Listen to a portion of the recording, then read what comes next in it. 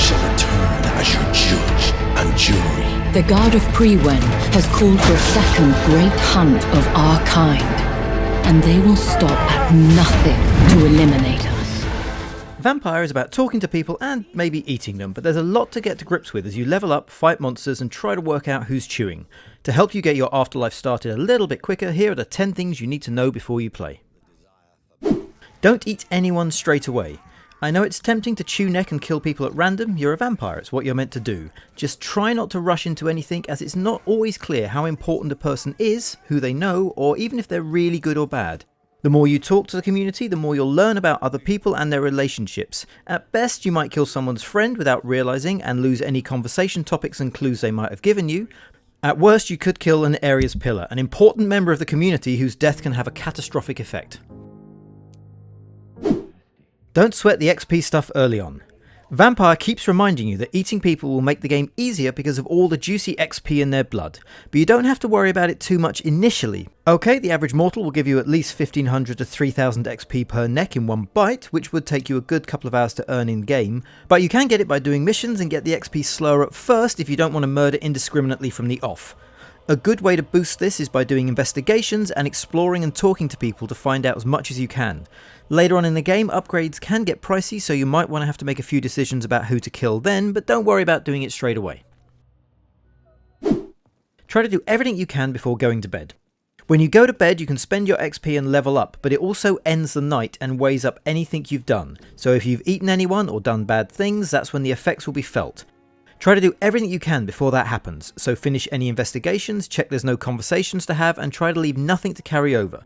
Not only will this help you hit the hay with the maximum XP, but also minimise the amount of times the world changes, which usually happens for the worst.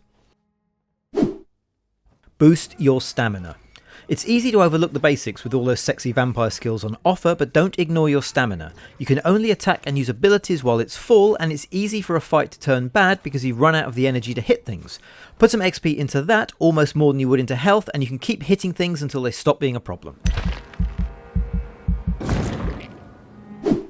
Keep stunning things and keep your blood topped up. It's easy to forget about your secondary stun attack as it doesn't really do any damage, just knock enemies back. However, using it depletes an enemy's stamina and it means you can bite them to top up your blood and use vampire abilities. Keep clocking people with your offhand weapon, and whenever you see teeth, bite.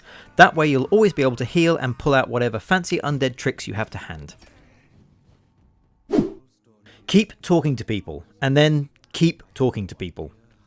Look, there's a lot of talking in Vampyr. It's probably about 60% of what you'll be doing most of the time, but it's important. Very few people are what they really seem. Obviously, villainous people often turn out to be not quite so evil, while some of the good guys turn out to be not quite so good. The thing is that some of the hints and options you need to discover this can only be unlocked by chatting to other people and investigating. Make sure you really know a person before you judge, trust, or kill them. Play doctor and heal the sick. Killing people for food is obviously going to have a negative effect on the district you're in. If you heal and help people though, you can try to counter that. Whenever you visit a hideout, recycle all your pills and bottles and make all the medicines you can. That way you can heal everyone's migraines, bronchitis and other ailments during a conversation, and at the end of the night you'll see their districts improve. Pick everything up. There's nothing in Vampyr that isn't useful. What can't be used to make medicine can be used to upgrade weapons, so just hoover up anything and everything. Every time you see a flashing bin lid or a glowing cupboard door, grab whatever's inside and you'll never run out of resources. Look up. Dr. Reed has a very vampy teleport ability that can only be activated when you look at certain raised areas. It's handy for finding new routes into places or to sneak past enemies, but because it's usually above you, it's easy to miss. Just get into a habit of looking up when you're in a new area or a little stuck, as you might find somewhere to jump to that makes life a whole lot easier. Keep an eye out for rats. Eating rats is not nice admittedly, but it's free blood and the only way to top up your blood bar between fights. Keep an eye out for the teeth prompt as you explore, or use your vampire sense to help locate them. A few rodent munches along the way can keep you at full health and power and make all the difference when entering a fight. I can't believe I'm doing this.